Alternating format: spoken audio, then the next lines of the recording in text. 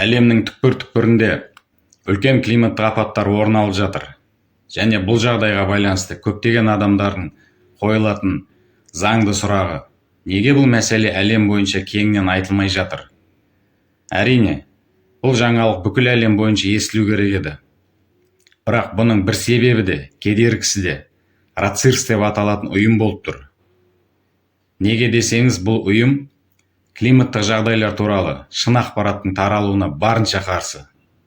Осы ұйым климаттық қауіп-қатерлер туралы шындықты айтып, қоғамды хабардар етіп жүрген АЛЛАТРА қозғалысының еріктілерінің жұмысын тоқтатуға тырысып жатыр. АЛЛАТРА қозғалысының еріктілері Сібірдегі жағдайдың өте ауыр екенін айтып, соған байланысты ескертулер жасап жатыр. Егер Сібірдің газ бөлінуін уақытында тоқтатпаса, жағдай 250 миллион жыл бұрынғыдай апатқа ұшырауы мүмкін екенін әлемге шырылдап айтып жатыр. Өйткені сол кезде жердегі тіршіліктің 97% жойылып кеткен тұғын. РАЦИРС ұйымы бүгінде әлемнің әр түкпіріне таралған.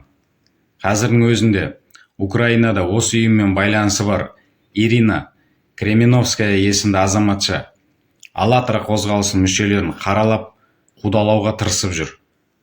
2015 жылдан бері ол АЛЛАТРАға қарсы жалған айыптаулар жасап, оларды қудалау үшін қолайлы сәтті күтіп отырған.